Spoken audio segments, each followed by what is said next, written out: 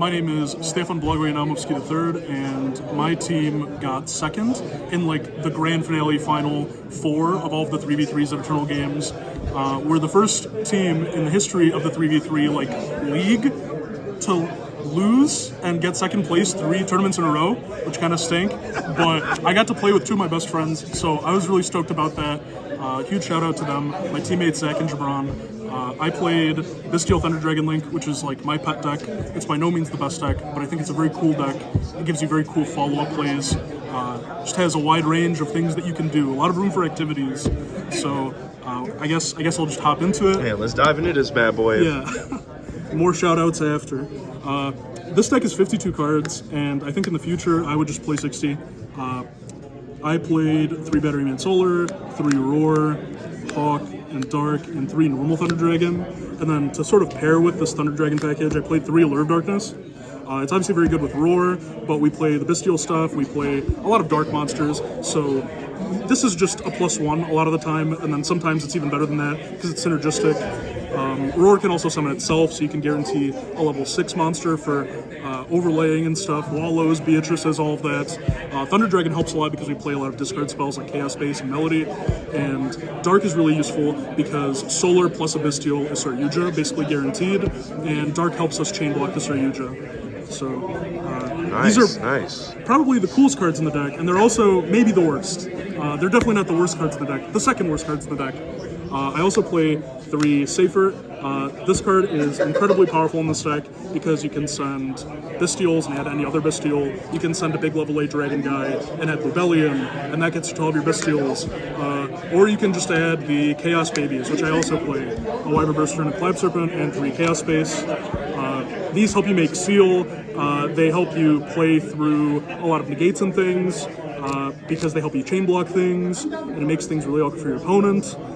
Chaos Space also adds Rebellion in this deck, which is really important, and it's just one of the most powerful Yu-Gi-Oh cards. There's no chance this is going to be legal by the end of 2023, but I hope it is, because I love playing with it. It's a lot of fun. Gotta speak positivity, hopefully. Absolutely. And Safer's also really cool because off of Dragon Ravine, which we play because of Romulus, it gives you a way to Rebellion if like all you draw is Safer, because you can Safer, add a Chaos Baby into Striker, into Romulus, into Dragon Ravine, send Sarni or send Rebellion. So I think that's really cool. Jesus. And it also gives me a good excuse to not play Foolish Burial, because I think that card is kind of shitty in this deck. But it's not bad, obviously. It's a very good Yu-Gi-Oh card. Just in this deck, it's a pretty low impact. I play 3 Melody, Chaos Emperor, 2 Levianeer, and Darkest Diabolos. These are easily the actual coolest cards in the deck, but they're actually also the worst cards in the deck. The more of these cards you draw at a time, the worse your hand gets, but the more playable your hand is. Drawing like 1 or 2 of these just raises the ceiling on your hand exponentially. You get to rip your opponent's hand apart. I mean, I use just all 3 modes of Levianeer very frequently, the Monster Reborn mode especially. Chaos Emperor is the reason your follow-up is so good, because you can add any of your banished dragons.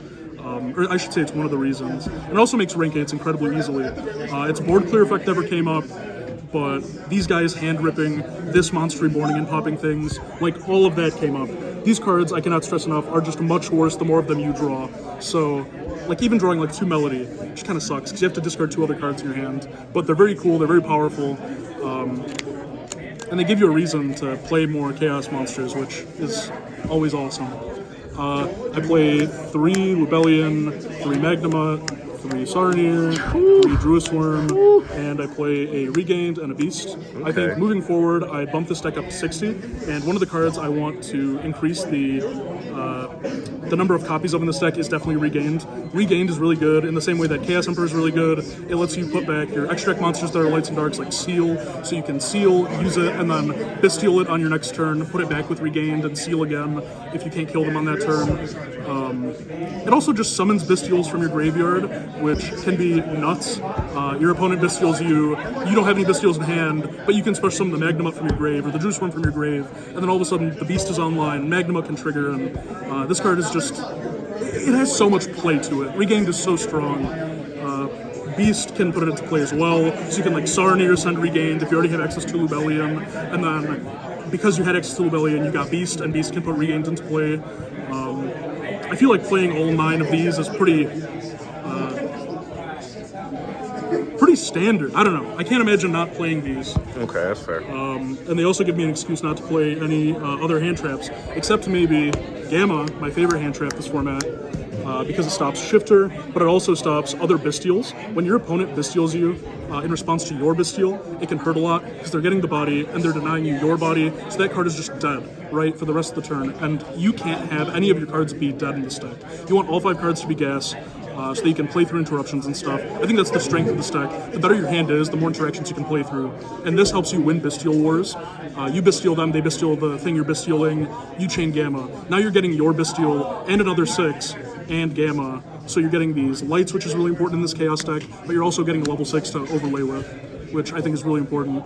And then I play 3 Talent and Called By because the normal summon is really important in this deck. If you don't resolve your normal summon, whether it's solar or safer, you're going to be much more worse for wear. So I think these are really important. In the future, I think I'd still play pretty much all of these cards. Maybe I would trim on the big dragons like Chaos Emperor and stuff. But those are the cool cards. Those are the cards that give me a reason to play this deck over Tirashizu. I think those are like the huge payoff cards. Extra deck is pretty simple. It's Striker, Pisty, Romulus, Seal, Dark, which is obviously very good because you can summon Magnema. Every deck's doing that this format though.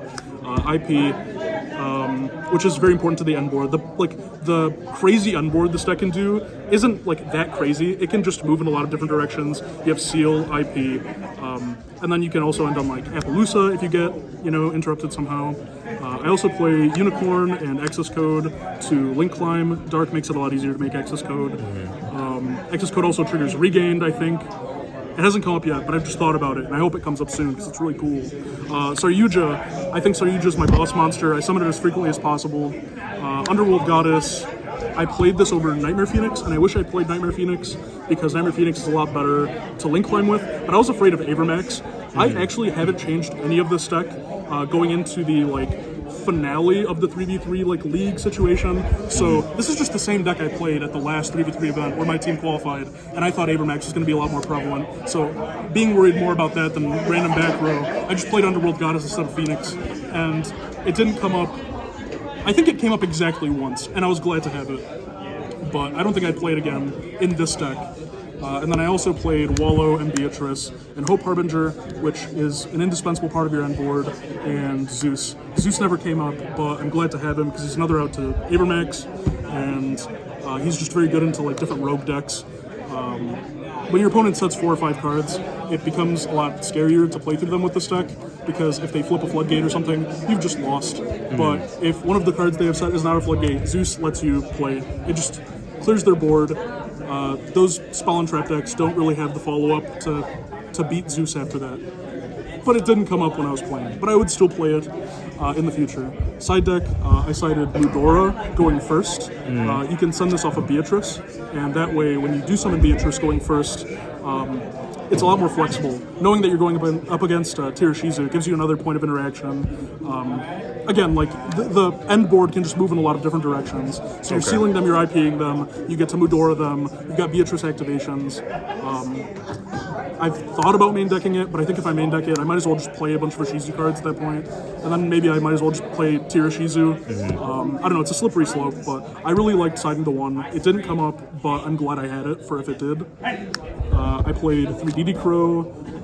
It was either this or Shifter, and I decided to play this instead because I think it's a lot better against Tearlament. Shifter, they just play on your turn. This lets you stop their plays on your turn and on their turn, and it's a Dark in my Chaos deck. I played Mind Control and Change of Heart for going second, but I kept them in going first, and I'd side them in going first against decks I knew were playing Bestials, and especially against Tyr, because if they summon Kick Close or Roll Close or something on your turn, you can just Change of Heart it, use it as material. Especially the Bestials, you can make Beatrice and stuff a lot more easily with them, and punish your opponent for putting a Bestial into play. So I think these cards are really cool. It's just 2 more copies of Triple Tactics Talent, but it's a lot less flexible, but that's okay. I also played 3 Lightning Storm, and Feather Duster, and 2 Twin Twisters. I wonder why. Yeah, Flu's tough. It's a bad matchup, but I didn't actually run into any. I'm glad I still had these, though. They're also very good against Rogue. Change of Heart and Mind Control are also really cool against Flu, because you can take their Wind Barrier statue, and then if you drew exactly Safer, or I guess any normal summonable dragon, you can just make Romulus and out the barrier statue, so I thought that was a cool idea. That's insane. Yeah. I mean, if they have M-Pen, they have M-Pen, but Right. once you get rid of this barrier statue, it becomes a lot easier to play. And then going first against rogue decks, and just in general, I like siding in Eradicator because you play 9 Eradicator targets that you're almost guaranteed to end on, or just have in hand for the following turn. So you can Eradicator them, call spell so you don't lose to Dark Ruler. That's what kills this deck. The other thing that kills this deck is the time rules in Yu-Gi-Oh! So I play this giant green dragon that I think is really cool. Bro, what? I'm dead. This is something that was pioneered a lot in the Oceanics Nats, where Bowden Temnick got second place playing Danger Tier, and he was siding this, and I thought that was really cool. And I also like this dragon, just like him. I like it. He is a big green dragon, and I like that a lot about him, and that is why I played him. Okay. Other than that, no other card stuff to talk about, but I'm going to ramble through some shoutouts. Shout out to Zach and Jabron, my teammates. I was so stoked to play with them. It feels so good and relaxing to play with people you can trust because you don't have to worry about them. You just sit next to them and watch them play their Yu-Gi-Oh! And when you have a question, you can chime in with them. And I cannot stress the importance enough of getting teammates for 3v3s that you can rely on like that. It takes such a huge load off. Shout out to Mason for being the Dragon Link god. Shout out to Miguel for getting me most of this deck. Shout out to Josh, Mitchell, Max, Jeff, Jabron, Gabe, Ray, Janko, Walter, Drew, Carlos, Dexter, Hector, Anthony, my friend Anthony who just got into med school. Congratulations, Anthony. Shout out to Sonny, Kempf, Keenan, Tim, and Dogma, and everyone else helping Sonny run his Yu-Gi-Oh! Vending. Sonny goated. Sonny's totally goated. He's the reason the East Michigan Yu-Gi-Oh! Community is as exciting as it is. They host all these incredible tournaments with incredible prizing. So huge shout out to them. And of course, shout out to Panaman YGO behind the camera for bringing you this deck list and listening to my mad ramblings. And yeah, that's all I guess. Well, 2 questions for me. I know you weren't on the feature match, unfortunately, but what were your 2-round matchups? So for the final 3v3 event, my first round matchup was Tirashizu, and I won, and the second round Tirashizu, but I lost. Okay. And the second round opponent, again, it's like the same team we've lost to 3 times in a row now, and it's just the same duelist, Tang Wen, that I've lost to.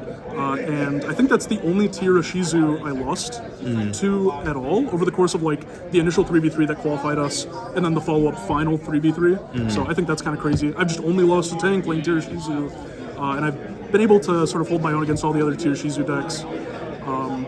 But I mean, a lot of great Yu-Gi-Oh! Got to be played. I like this deck because it puts you in like really weird circumstances. It gives you puzzles, and you just kind of have to find your way out. And you can move so many cards around that normally you just can get your way out of like precarious situations. Okay, and then last question. I know you said you wanted to move it up to 60. What are you playing now? What's the current count now? This is a 52 card deck. Okay, 52. Okay. I thought this number was nice because it offset the number of Thunder Dragon monsters I was playing. They're a lot like the big Dragon monsters where you want to draw them, but you don't want to draw so many of them because the more of them that you draw, the worse off your hand is. Okay.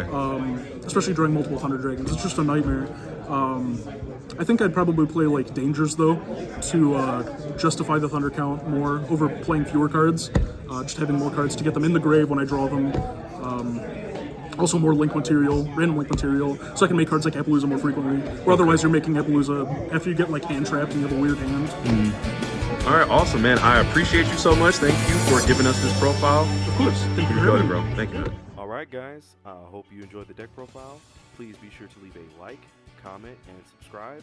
Please do comment down below and let me know what else you want to see on the channel, what you're enjoying. Please do follow the Twitter page down below in the description, and also follow me on Twitch, and I will see you guys next time.